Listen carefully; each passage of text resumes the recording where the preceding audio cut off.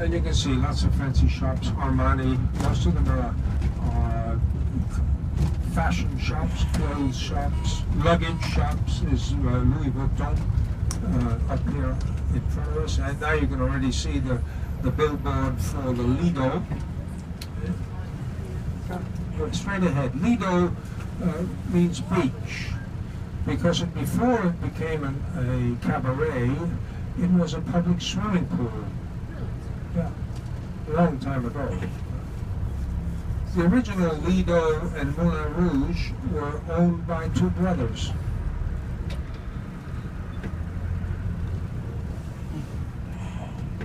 And now that's the Champs-Élysées. We're making a left turn on it. Champs-Élysées, just in English, means Elysian fields. It's an allusion to the heaven of the Greek pagan gods. And now, of course, it's become, well, the most famous.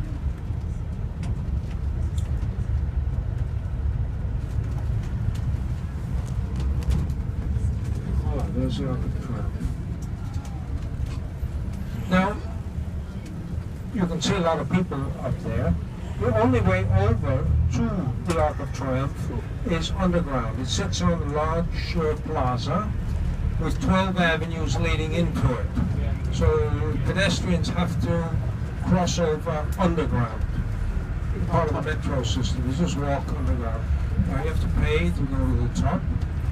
And the flag is there because it's a tomb of the unknown soldier. The ceremonies there all the time. Especially this year, which is celebrating or commemorating, would be a more accurate word, commemorating the 70th anniversary of the Normandy landings.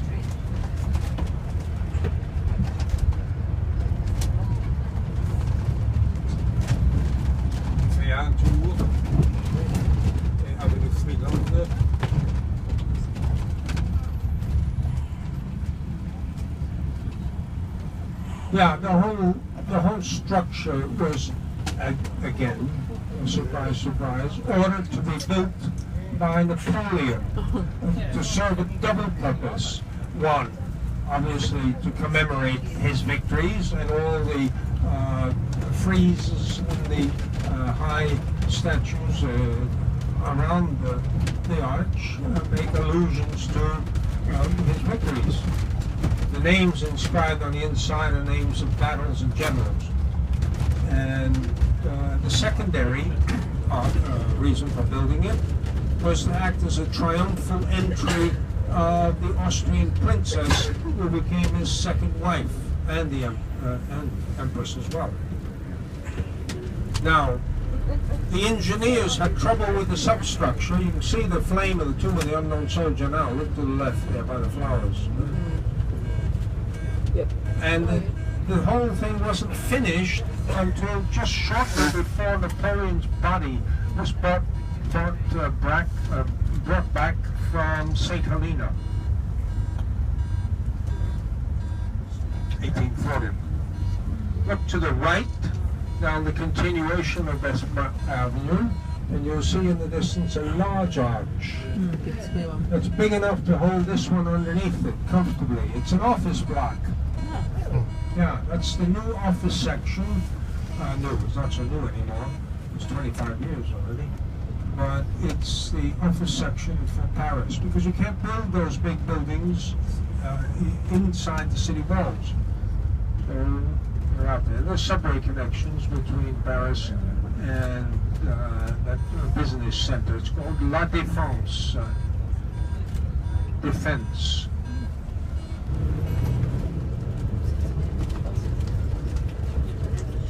Another church, Saint Philippe de Rouen.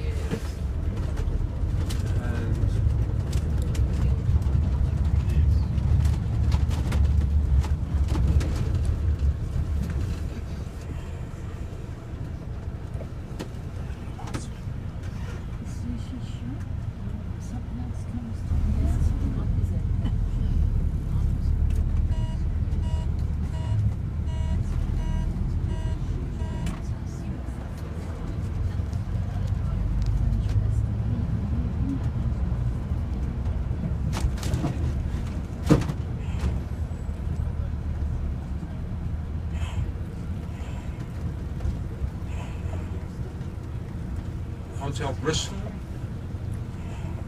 Many government figures from other countries stay here when they have appointments with the president, because his palace, the Palais d'Élysée, is just in front of us around the corner of the next intersection.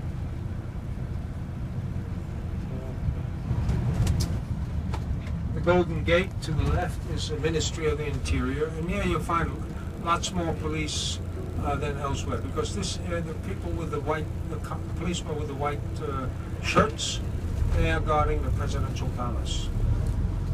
We can go by it, but we're not allowed really to stop. They don't even like us going too slow. There's the presidential guard, the Republican guard.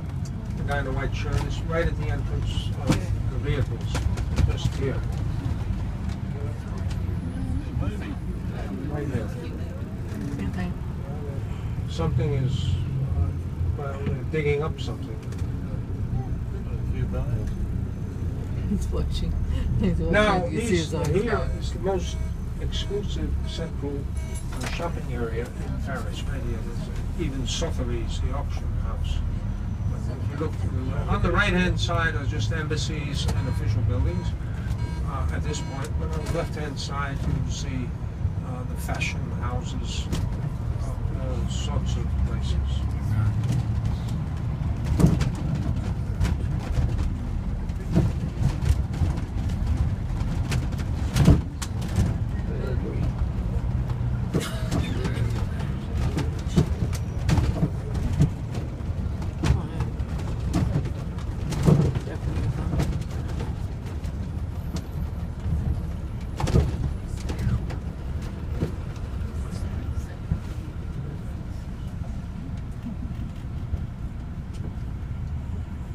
Madeleine, the house, Boulevard des Italiens. That's worth about $4.95. Prada.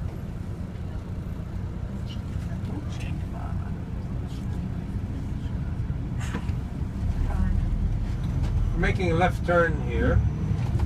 You look to the right, you'll see Concorde Square again.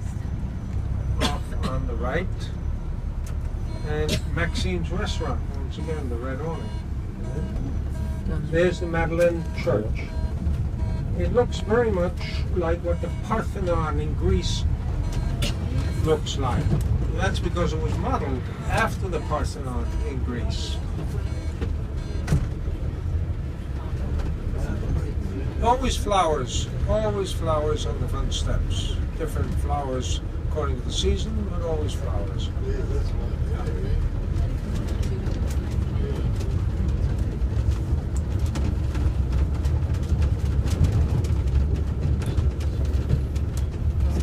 Where people would have their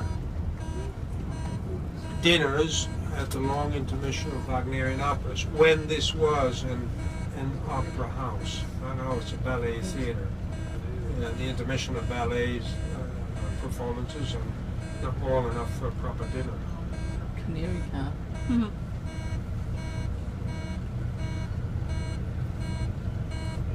Ah oui, 4 septembre, pop, à gauche et ça va jusque la République.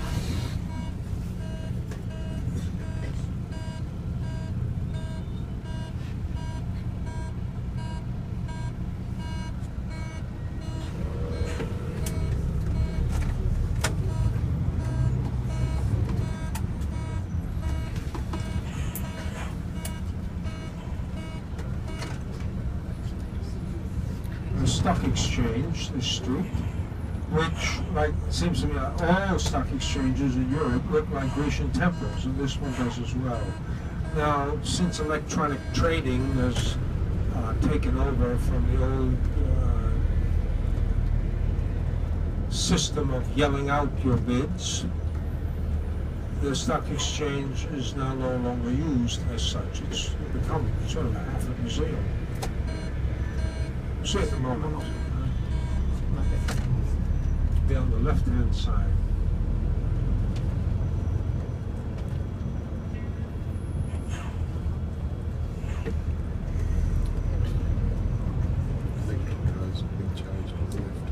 Really?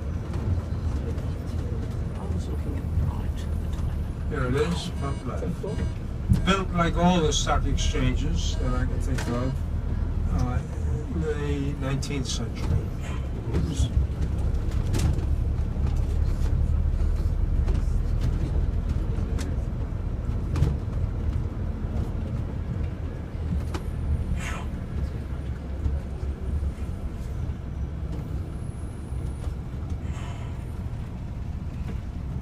And leaving that behind, we're now in the garment district.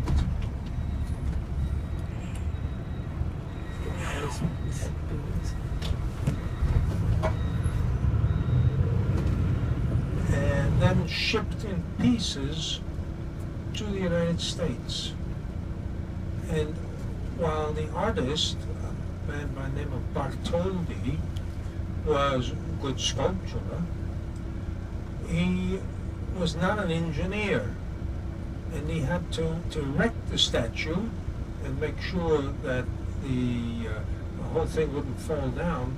The inside had to be reinforced with all kinds of steel girders, and he hired Gustav Eiffel to do that. Gustav Eiffel is responsible not only for the Eiffel Tower and many other structures throughout France, but also for the erection of the Statue of Liberty. Put all the pieces back together again.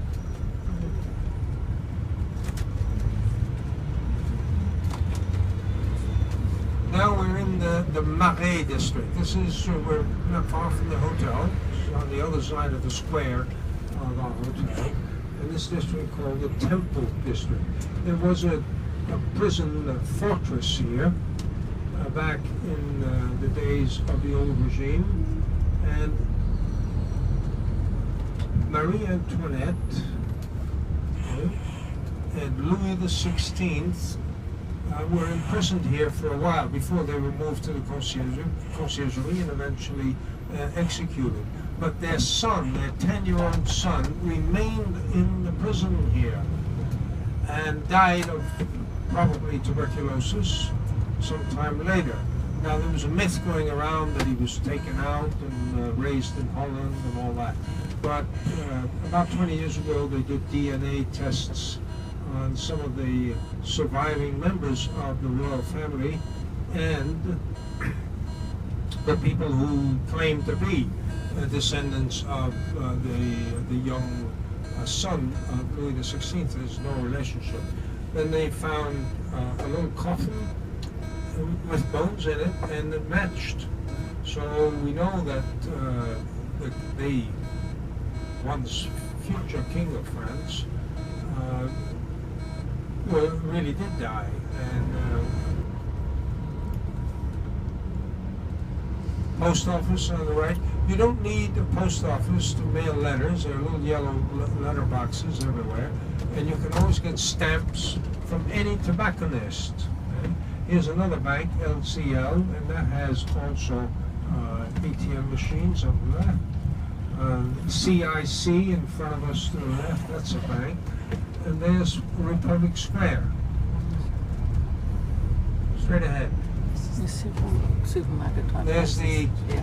ATM machines of the Société Générale, and this scaffolding, I think, is also hiding ATM machines. It is, I can see it right there. Just behind on the left, by the newspaper kiosk, there are a couple of ATM machines there.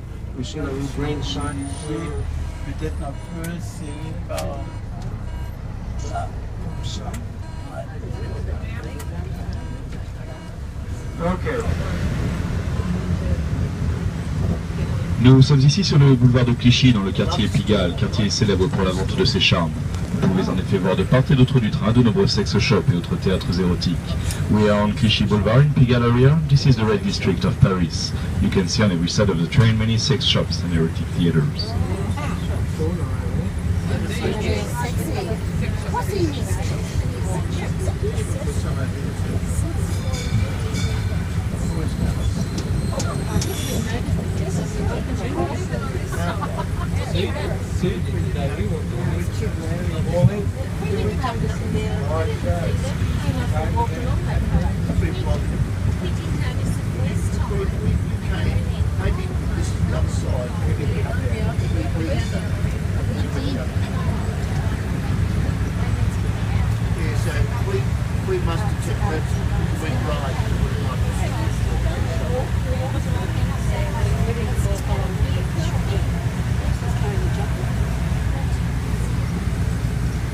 Nous allons ensuite traverser la place Blanche. Sur la droite du train, vous pourrez voir la fameuse rue Le Pic où vécut le peintre Vincent Van Gogh chez son frère Théo. Then we will cross the White Square. On the right of the train, you can see Le Pic Street where used to live the painter Van Gogh. Ensuite, sur votre droite, vous pourrez voir le plus célèbre cabaret de French Cancan au monde, le Moulin Rouge. On the right of the train, you now can see the most famous cabaret of French Cancan in the world, the Moulin Rouge. Ce fut le cabaret favori du peintre Toulouse-Lautrec qui fit de nombreuses étoiles au début de ce siècle, notamment de la danseuse La Golue. That was the favorite run of Mr. Toulouse-Lautrec, who was a French painter in the beginning of the century. When we showed it, said, you know what? Yeah. Yep. Yeah, dinner on the show. Show went for about 2 hours, something like that. Very good. Oh, every day, singing, dancing, acting, building. Sur la droite du train par l'avenue Rachel, l'entrée du cimetière de Montmartre. On the right of the train by Rachel Avenue, the entrance of Montmartre Cemetery. Library on Saturday. Yeah, Jill and I and everyone, we've been here. Jill and I have been over the place.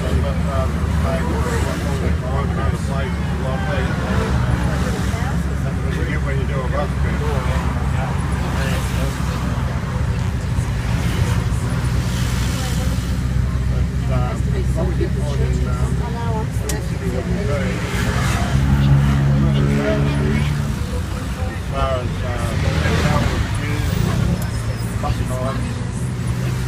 I speak it straight away and they've been very, very good, very, very helpful.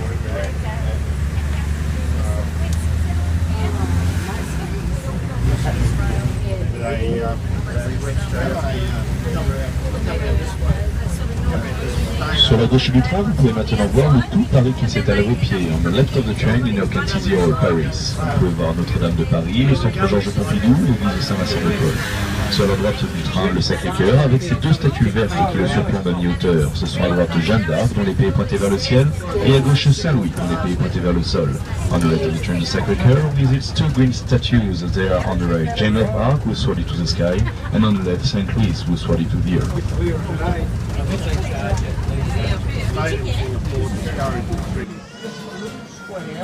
Every restaurant around the square has some tables out here. But that's not why we're stopping here. You know the word bistro. It's not a French word.